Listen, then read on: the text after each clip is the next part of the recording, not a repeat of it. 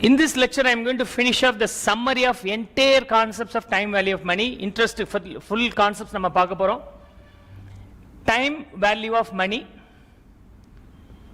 Time value of money. Time has the value.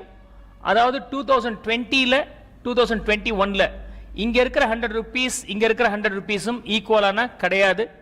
ஏன்னா இந்த 100 rupees நீங்க பேங்க்ல போட்டாக்க that could have fetched some interest, so the 100 may be 105 or 110 by the end of first year. Entire financial management or advanced studies valuation பார்க்கும்போது இன்னைக்கு நான் invest பண்ணனா 5 years பிறகு எனக்கு என்ன கிடைக்குதுன்னு பார்க்க போறோம். இன்னைக்கு 100 ரூபாய் போட்டு 5 years பிறகு 105 ரூபாய் கிடைக்குதுன்னா 5 rupees கிடைக்குது நீங்க ஹாப்பியா ஃபீல் பண்ண கூடாது. Because the same 100 if you could have invested in the bank and you can sit idle, still you will be earning around 20 or 25 rupees. அப்ப அதை தாண்டி உங்களால் earn பண்ண முடிஞ்சாதான் நீங்க இன்வெஸ்ட் பண்ணணும் அப்படிங்கறனால நீங்க படிக்கிற எல்லா இன்ஃப்ளோ அண்ட் அவுட்ஃப்ளோ ஸ்ட்ரீம்ஸ், பணம் இன்வெஸ்ட் பண்றது, அதை வித்ட்ரா பண்றது, cash inflow and outflow stream எல்லாமே ஒரே பீரியடை மென்ஷன் பண்றதா இருக்கணும். அதாவது 2020 ஆக இருக்கணும். 2020 கொண்டு வரதுக்கு நம்ம என்ன பண்ண போறோம்? All the future value will be brought to the zeroth period using the PE factor. இந்த இதை நம்ம டீடைலா பார்க்க போறோம். First concept I am going to deal with the simple interest concept. Simple interest conceptல பொறுத்த வரைக்கும் time value of money 0 1 2 n, இங்க present value, இங்க future value if the I is given. இதை எப்படி கண்டுபிடிக்கிறீங்கன்னா f எப்படி கண்டுபிடிக்கிறீங்கன்னா f is equal to p in I'll just first calculate the capital I. Capital I represents the amount of interest. So amount of interest is equal to PNI. Amount of interest is equal to PNI. And F எப்படி கண்டுபிடிக்கிறீங்கன்னா principal plus interest. You are aware about that interest is nothing but PNI. So P plus PNI. And P வந்து வெளியில் எடுத்துட்டீங்கன்னா 1 plus NI is the final answer. This is how you can get the values here in the case of simple interest. But predominantly we don't depend on the simple interest. We are going to depend on the compound interest only. அந்த கேஸ்ல எப்படி வருதுன்னு பாருங்க. I am going to deal the compound interest calculation.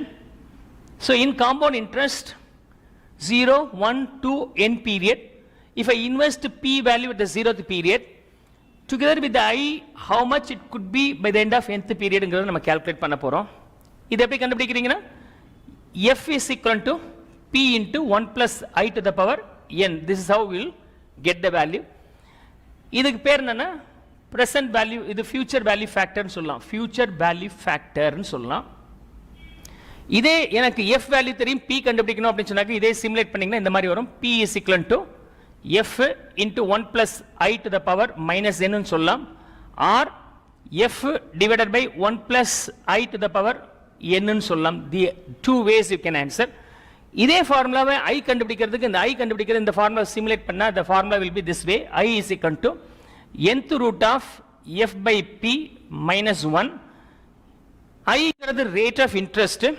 rate of interest தான் இருக்கணும்னு அவசியம் இல்லை, rate of growth ஆவும் இருக்கலாம். rate of growth இருக்கும்போது இந்த I க்கு பதிலா நம்ம என்ன யூஸ் பண்ண போறோம்னா g அந்த term. பட் மத்தபடி ஃபார்முலாலாம் சேம் தான். g is equal to nth root of future value divided by present value minus 1. outside the root sum symbol you have to write this value. This is compound interest. இது future value factor னா இது PV factor, present value factor of single payment. இது compound interest கேஸுக்கு. Second set நம்ம இப்போ என்ன பார்க்க போறோம் அப்படின்னு சொன்னாக்க annuity பார்க்க போறோம். future value annuity. annuity பார்க்க போறோம். future value annuity. இது single payment, இது stream of payments. இது எப்படி வருதுன்னு பாருங்க. So I'll just write this way 0 1 2 n.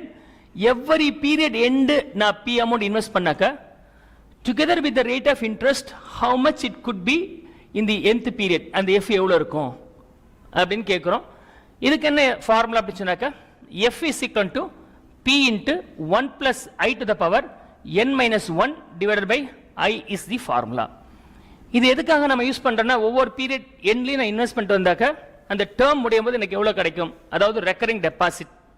இந்த ரெக்கரிங் டெபாசிட்ல இன்வெஸ்ட் பண்ணிட்டு வரும்போது டேர்ம் முடியும் போது எனக்கு எவ்வளவு கிடைக்கும், நீங்க இன்வெஸ்ட் பண்ணதும் அதோட வட்டியும் சேர்ந்து உங்களுக்கு கிடைச்சிருக்கும். அதை கால்குலேட் பண்றதுக்கு யூஸ் பண்றோம். அதனால இது the usefulness of this one is for the calculation of RD, recurring deposit. This is nothing but future value annuity ன்னு நம்ம சொல்லலாம். If f is known, p supposed to be calculated னா இத மாத்தி எழுதுங்க. P is equal to F into I divided by 1 plus I to the power n minus 1 is the reverse formula. This is called sinking fund factor னு நம்ம சொல்லுவோம். இதோட purpose என்னன்னா ஒரு 5 years பிறகு ஒரு 5 lakhs debt repayment பண்ண வேண்டியதா இருந்தால் இப்போ எவ்வளவு எடுத்து வச்சுக்கிட்டு வந்தால் சேர்த்துட்டு வந்தா எனக்கு தேவையான பணம் கிடைக்குங்கிறது கண்டுபிடிக்கிறதுக்காக, இல்ல 5 yearsக்கு பிறகு ஒரு அசெட் வாங்குறதா இருந்தா அதுக்கு தேவையான பணத்தை இப்போ எவ்வளவு பணத்தை எடுத்து வச்சுட்டு வந்தால் வட்டியோட சேர்த்து அந்த தேவையான பணம் அடைய முடியும்னு கண்டுபிடிக்கிறதுக்காக இந்த விஷயத்தை யூஸ் பண்றோம், sinking fund factor.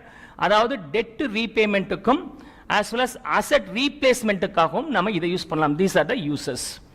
This is the second set. Then we depend on the third set. Third set வரும்போது present value annuity factor and the future value annuity factor. Future value annuity factor பார்த்தோம். இப்போ வந்து present value annuity factor பார்க்க போறோம். So present value annuity factor. So present value annuity factor னா அதே concept தான் இங்கே நமக்கு. So 0 1 2 n period, every period end நான் p amount இன்வெஸ்ட் பண்றேன். இந்த p உடைய இன்ட்ரஸ்ட் சேர்த்து இங்க இருக்கிற வேல்யூன்னு சொன்ன முடியாது, அதுக்கு பதிலா இந்த இடத்துல இருந்திருந்தால் எவ்வளவு இருக்குன்னு கண்டுபிடிக்க போறோம். சோ அதான் பிரசன்ட் வேல்யூ. அந்த annuity factor உடைய ஃபியூச்சர் வேல்யூட இன்றைய மதிப்பை நம்ம கண்டுபிடிக்க போறோம். ஒரு ஸ்ட்ரீம் ஆஃப் பேமெண்ட் உடைய future value together with interest நம்ம இங்க கண்டுபிடிச்சிருக்கிறோம். So f is equal to p into 1 plus I to the power n minus 1 divided by I ன்னு நமக்கு தெரியும். ரைட், இதை இன்றைய மதிப்பு கொண்டு வரதுக்கு நம்ம என்ன பண்ணோம்? PV factor divided by 1 plus I to the power n ஆல டிவைட் பண்ணிட்டீங்கன்னா முடிஞ்சு போச்சு. So into 1 plus I to the power n is the formula. This is called present value annuity, simply annuity factor. Annuity factor னா அது usually இதை தான் குறிக்கும். Okay, so இது எதுக்காக யூஸ் பண்ணலாம்? எனக்கு periodically some amount required later period, especially pension calculation. ரிட்டையர்மெண்ட்டுக்கு அப்போ என் கையில் ரெகுலராக ஒரு 50,000 25,000 ரூபாய் பென்ஷன் வரணும்னு நினைக்கிறேன் ஃபார் சர்டன் பீரியட்னு சொன்னால் how much money I need to have at the time of my retirement அப்படிங்கிறது கண்டுபிடிக்கிறதுக்கு இது யூஸ் பண்ணிக்கிறோம். இது annuity calculation. இதை ரிவர்ஸ்ல கால்குலேட் பண்றேன். I want to calculate P if F is given சொன்னா இந்த ஃபார்முலா இன்வெர்ஸ் ஆயிடும். So 1 plus I to the power n into I divided by 1 plus I to the power n minus 1 will be the formula. I hope so you understand this one. இது எதுக்கு calculate பண்றோம் அப்படி சொன்னாக்க loan EMI calculate பண்றதுக்காக use பண்றோம். EMI நான் ஒரு 10 லட்சம் ரூபாய் பாரோ பண்ணியிருந்தால் டுகெதர் வித் இன்ட்ரெஸ்ட் 5 இயர்ஸ்ல எவ்வளவு பேமெண்ட் பண்றது. ஈவன் பார்ட்னர்ஷிப் ஃபர்ம்ல ஒரு பார்ட்னர் ரிட்டையர் ஆகிறார் அப்படின்னு சொன்னாக்க ரிட்டையர் ஆன பிறகு அவர் கொடுக்க வேண்டிய அமௌண்ட்டை உடனடியாக கொடுக்க முடியல, in equal term later period together with interest நான் எவ்வளவு கொடுக்கலாம் அப்படிங்கிறது கண்டுபிடிக்கிறதுக்கு யூஸ் பண்ணிக்கலாம். Once the partner retires the amount supposed to be payable becomes loan to the firm. அந்த லோனை எப்படி ரீபேமெண்ட் பண்றதுங்கிறதுக்கு இது யூஸ் பண்றோம். அதாவது EMI எவ்வளவு கட்டலாம் அப்படிங்கிறது கண்டுபிடிக்கிறது யூஸ் பண்ணிக்கலாம். So this is especially for equated monthly instalment or equated annual instalment கண்டுபிடிக்கிறது யூஸ் பண்ணலாம். இந்த ஃபேக்டருக்கு பேரு கேபிட்டல் ரெக்கவரி ஃபேக்டர் அப்படின்னு நம்ம சொல்லுவோம். So I hope so you good understand. These are the three streams of payment and receipts will be there, and இதை நீங்க நல்லா கிளியரா வச்சுக்கணும். எப்படி கேட்டாலும் சொல்ற மாதிரி நீங்க அண்டர்ஸ்டாண்ட் பண்ணிக்கணும். ஸோ சிம்பிள் இன்ட்ரெஸ்ட், காம்பவுண்ட் இன்ட்ரெஸ்டோடைய stream, cash inflow outflow stream எப்படி இருக்கும் அதோடைய ஃபார்முலா, ஃபியூச்சர் வேல்யூ ஆனிட்டியோடைய ஸ்ட்ரீம் அதோடைய ஃபார்முலா, பிரசன்ட் வேல்யூ ஆனிட்டி அதோடைய ஸ்ட்ரீம் அதோடைய ஃபார்முலாவை நீங்க அண்டர்ஸ்டாண்ட் பண்ணிட்டீங்கன்னா இந்த time value of money clear ஆயிடும். இது கிளியர் ஆயிருந்துச்சுன்னா even at final level you don't have any trouble. இதுல சில வேரியேஷன்ஸ் நம்ம பார்த்துட்டு வர போறோம். வாட் ஆர் த வேரியேஷன்ஸ் அப்படின்னு சொன்னாக்க லெட்ஸ் see. இது வந்து ரெகுலர், ஒண்ணுமே சொல்லனா ரெகுலர்னா எவ்வரி பீரியட் எண்ட் தான் நம்ம இன்வெஸ்ட் பண்ற மாதிரி இருக்கும். எவ்வரி பீரியட் எண்டுக்கு பதிலாக லெட்ஸ் see அட்வான்ஸ் ஃபார்மேட்ல இருந்தால், சோ அது ரெகுலர்னா இது அட்வான்ஸ். சோ அட்வான்ஸ் கேஸ் வரும்போது நமக்கு எப்படி வருதுன்னா 0 1 2 n. Every period beginning P will be every period beginning ஆக இருக்கு. இந்த எல்லாமே இன்ட்ரெஸ்டோட சேர்த்து F எவ்வளவு இருக்கும். So ஒவ்வொரு period end the last payment ends on nth period. But in the case of beginning, every period beginning your investment is made, the last payment will be ending on n minus 1th year. n minus 1th yearல அது நமக்கு finish ஆகுது. இந்த சிச்சுவேஷன்ல இந்த some என்ன இருக்குன்னா இதே formula தான். F is equal to the same formula P into 1 plus I, or 1 plus I extra multiplication வரும், மற்றபடி formula will be the same. 1 plus I to the power n minus 1 divided by I, this formula remains as it is. I hope so you could understand. So P into 1 plus I and the same formula is fit into this. So 1 plus I ஆல extra multiply பண்ணிட்டீங்கன்னா இது advanced மாடலுக்கு நமக்கு மாறிடுது. I hope so you could understand the advanced case.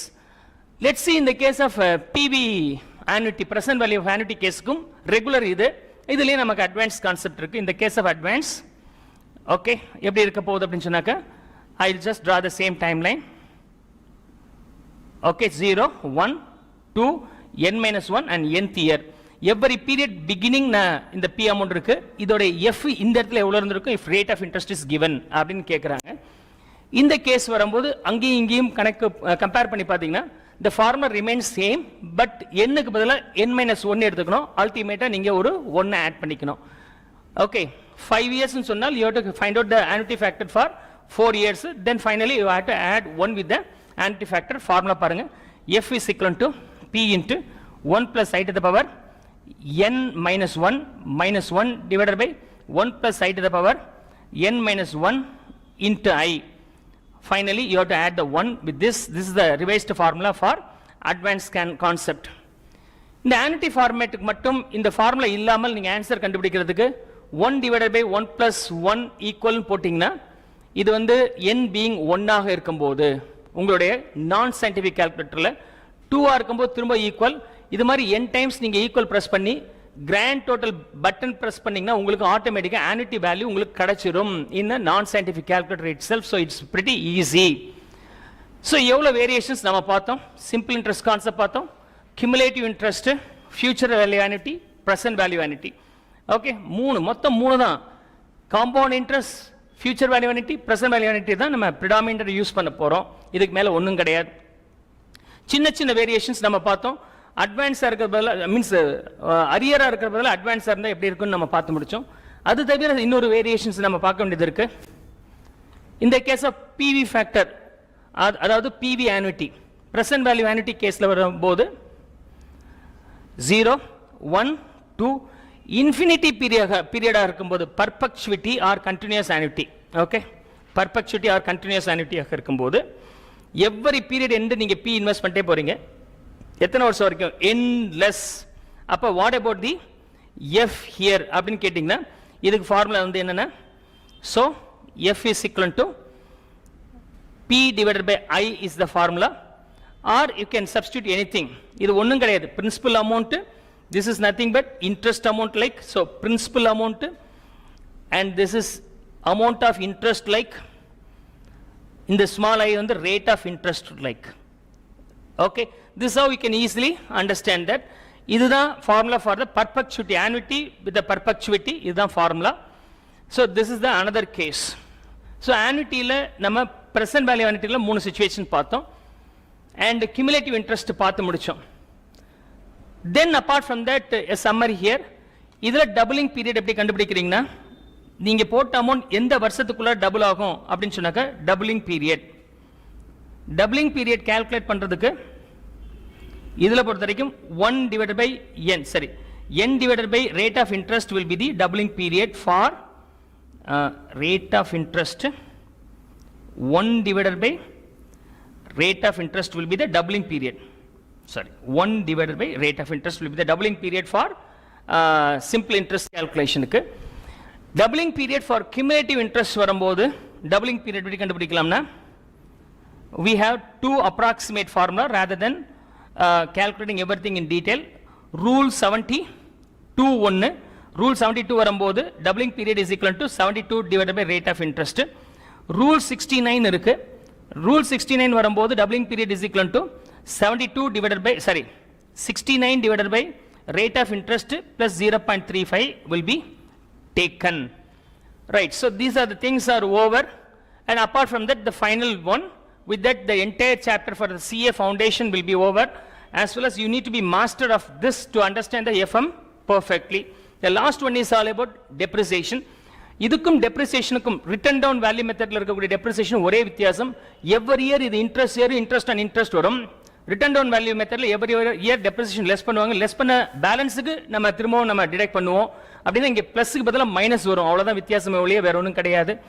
so rate of depreciation or depreciation written down value method வரும்போது scrap value is equal to, scrap value future value இல்லையா, அங்க வரும்போது நம்ம scrap value னு சொல்லுவோம். scrap value is equal to, okay, scrap value is equal to P. P னா இன்னைக்கு இருக்கிற வேல்யூ, ஒரிஜினல் வேல்யூ நம்ம எடுத்துக்கலாம். so O into 1 minus இங்க 1 plus I க்கு பதிலா இங்க 1 minus D ன்னு இருக்கும். So 1 minus rate of depreciation to the power n இங்க வந்து to the power n. This is how we will get the scrap value for any number of years directly. It's just the inverse of the formula what we have seen in the compound interest. So S is equal to O into 1 minus D to the power n will be the most suitable formula here. இதுல நீங்க எப்படி I கண்டுபிடிச்சீங்களோ அது மாதிரி இங்க D கண்டுபிடிக்கலாம். Rate of depreciation under WDV மாடலை கண்டுபிடிக்கிறதுக்கு formula என்ன? D is equal to 1 minus nth root of scrap value divided by original value. இங்க வந்து future value தான scrap value, இங்க வந்து growthல இருக்கும் numeratorல, இங்க denominatorல வந்து p இருக்கும். இந்த நம்பர் பெருசா இருக்கும், அதனால -1. இங்க வரும்போது scrap value கம்மியா இருக்கும், அதனால 1 minus நமக்கு மாறுது. That's a simple difference you can understand to compare the compound interest and return on value methodல இருக்கக்கூடிய rate of depreciation calculation சேர்த்து படிச்சீங்கன்னா பெட்டரா இருக்கும். This is what about the complete summary of time value of money.